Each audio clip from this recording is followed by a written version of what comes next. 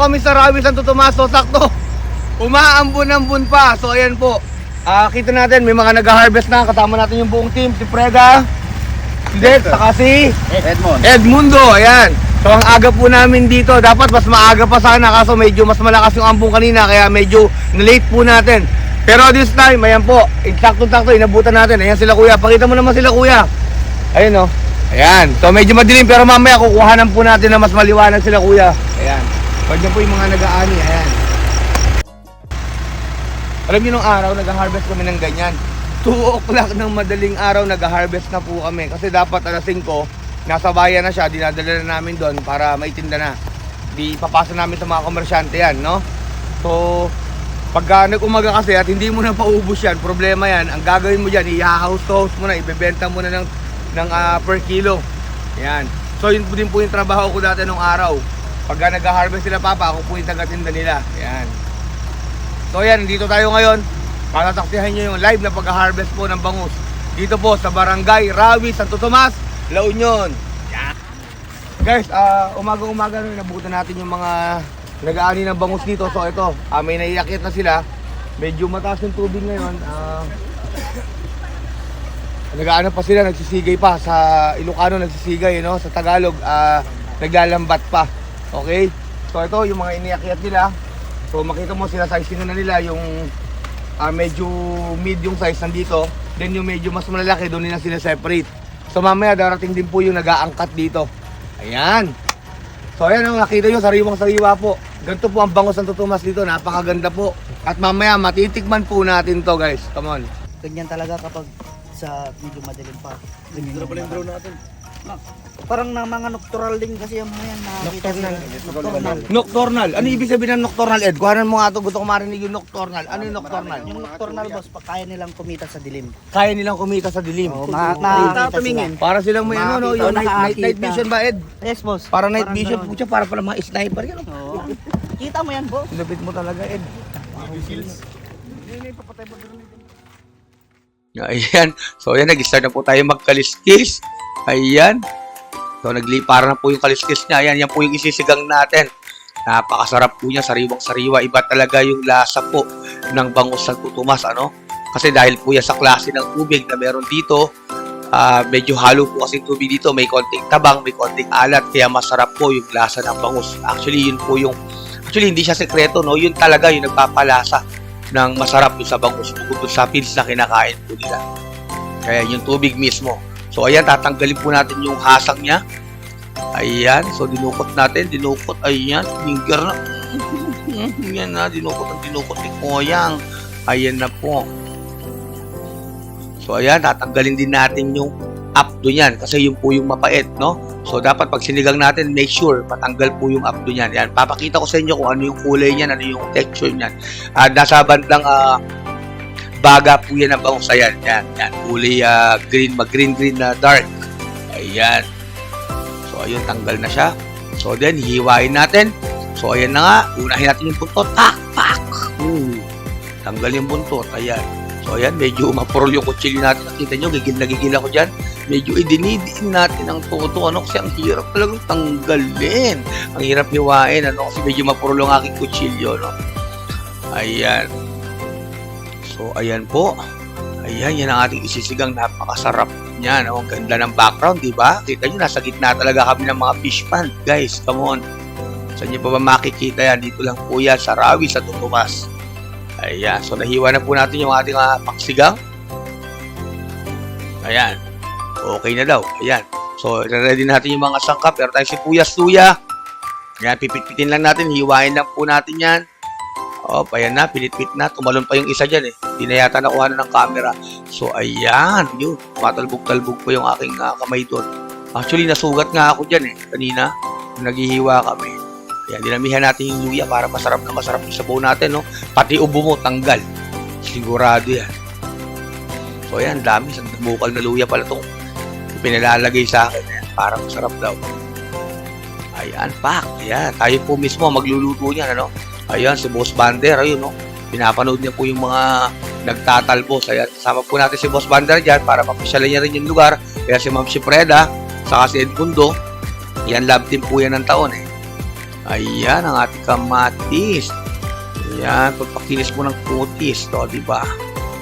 Ayun, si paring Dex, oh. Si Dexter ba yun? Naglalakad-lakad, eh. Nagpapausok na, no? Kasama si Ma'am Shi. No? Niready na rin nila yung uling. Habang ako, nire-ready ko po yung ating talbos ng kamote, yung ating mga gulay na ilalagay sa ating sinigang na bangus. Ayan, lalagyan din natin ng talong yan. Ayan, para may gulay-gulay talaga siya. Masarap kumain. So, abangan nyo po yung pagkain natin ito mamaya. Napakasarap na. Ayan. So, ayan, ready na po lahat ng gulay na gagamitin. Lahat ng pangsangkap natin, pampalasan, nandiyan na. So, ayan, luto time na. Go! Ayun, pinunasan pa ako ni Paring Ed. Napakabait naman talaga ni Paring Ed ko. So, ayan. Konting hugas-hugas lang, konting mekos-mekos lang natin yan. Ayan, instant, mekos-mekos na yan. So, ayan, binibilisan na nga, naka-forward pa yan. Ayan, bilis. Come on, okay. So, pagpag, ayan. So, para tayo nasa peryahan, ayun, hinugasan natin yung bangus natin. Ayan. So, siguraduhin natin malinis na malinis po yan, ano. Okay. Ayan, binanlawan natin yan, 2 banlaw po ang ginawa natin yan para matanggal po yung dugo. Then, ililipat natin. So, ayan, kinuha natin yung ibang sangkap, yung ibang gulay para maisama na po doon sa ating papakuluin na sinigang. Napakasarap niyan, ano? Yung umagang-umaga, higop ka ng sabaw na masarap. Po. Nakakagana ng araw, ano? So, talaga magagawa mo maghapon yung trabaho mo pagka kumain ka ng masarap na sinigang na bangus sa umaga. Iyo, napakasarap. Nakalagay na lahat, yun, no? Bilis, oh. Come on. Ayun. Ayan, then tinanggal natin yung mga lumutang. Kasi yan, dumi po yan, ano? So, ayan, tatanggalin po natin yan. So, talagay na po natin yung mga gulay. Ayan. Okay. So, ayan, taktak na natin. Pati kamatis po, ano? Ayun. Wow. Then, na-ready na rin natin yung sili na gagamitin natin. Ayan, hugasan lang natin ng konti yan. Isasama na rin natin yan. Then, lagyan na natin yung gulay natin. Ayun. Dinamihan talaga natin yan kasi favorite yan, no? Albos ng kamote, masustansya po yan. Pampahaba po ng buhay yan. Ayan. Wow. Wow. Yun, no? Ilubog-lubog pa. Wow. Ayan. Sipol-sipol po. Alam mo, sarap na niluluto. Pero masarap po talaga yan. Ayun. So, lagyan na natin yung sibuyas, suya, yung sili. Sabay na rin natin. Ayan. Then, aabangan na lang natin. So, ayan na po. Luto na ang ating sinigang na bangus. Come on, titikman natin yan. Napakasarap po niyan, ano? Wow! Wow! Yun, no? Wow! Sarap talaga. Halos ubuhin ako dyan. Sobrang asim. Oh! Sarap! Woo! Yeah! So, ayan. Nag-pray na po si Kagawad. So, bago po tayo kumain, kailangan nagpapasalamat po muna tayo, no? Sa biyaya pinagkakaloob po sa atin sa bawat araw ng ating Panginoon. Ayan po. So, pagkatapos po magsasaling Kagawad dyan, nakakain na po tayo. So, ayan, mukhang excited na po si Dexter. Ayan, mukhang gutom na itong mga kasama ko. So, ayan, kasi tagal namin inintay yung kanin. Huling sinain ni JR yan. Ayan. So, ayan, kain na. Ayun, sarap na sarap sila. Bibilis magsikain. Ayun, si Ed, talagang ayaw magpaawat si paring Ed ko. Yun, saka si Dexter, tumayo na. Okay. Si Ma'am Shipreda, wow. Op, may humarang po sa camera. Ayun, si ating IT, kumain na rin, ano?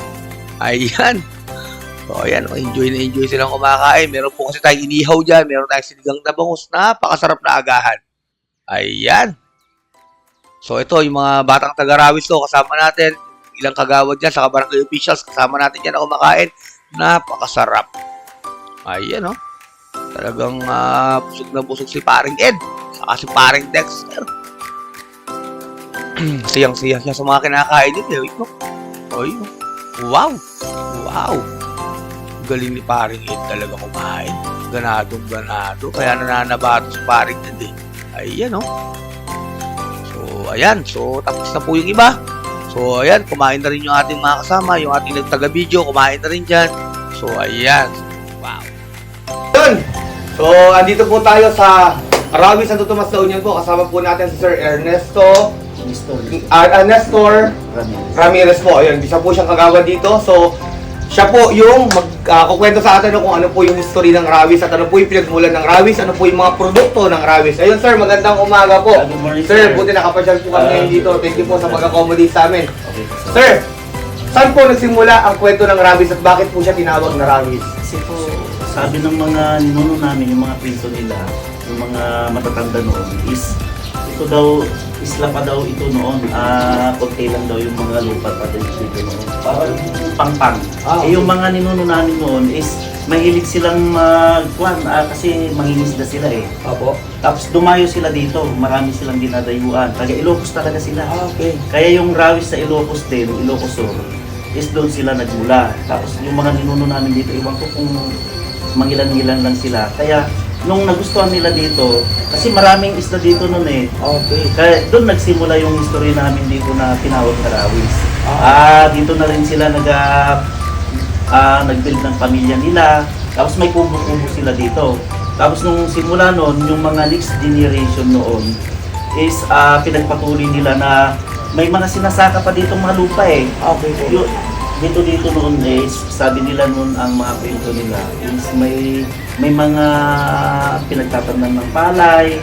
Tapos sila pumunta sa dagat, pumunta sila sa laot. So ibig sabihin itong lugar po na to na pagtataniman po na palay ito? Oo, dati may mga Okay. may mga portion dito sir na pinagtatamnan ng palay. So inabot na lang po talaga ng inabot ng tubig, ano? Tapos yung iba is mayroon silang dalawang option eh. Kung yung iba is gumawa sila ng kwan, hinukayan nila tapos gumawa sila ng palisdaan. Yun ang Okay. talagang kwan. Tapos yun ang nangyari is nung nawala yung mga taniman ng palay, ito yung nangyari kasi ginawa nila ng palisdaan. So ito po yung number 1 na kinabubuhay po ng mga tao ngayon dito, yung pag-fish pan po. At ano po ang kinakarga, sir? Bangus, tapos kung minsan may mga tilapia din dyan. Pero number 1 na product namin dito is bangus. Bangus po talaga. po. Okay. So guys, ayun no, hindi lang po sa Dagupuan matatagpuan ng bangus. Meron din po kami rito sa Santo Tomas, dito po sa Rawi Santo Tomas. Napakarami po ng fish pan, puro bangus po talaga ang karga. So mamaya po guys, titikman po natin. Kagawad Nestor, salamat po sa inyo pong pagtangkilik po sa Salamat din po sir sa pagpasyal niyo po sa amin at mai-promote po ninyo yung mga produkto po ng Santo Tomas. Salamat Yes, of sa inyo. course. Kasi taga rito rin po ako, sir. Yes po, Opo. number 1 po yun. Malapit lang ako eh, taga kabilang barangay lang po ako. So yun, Sir Nestor, thank you po. Thank you, Yun. sir. Thank you po.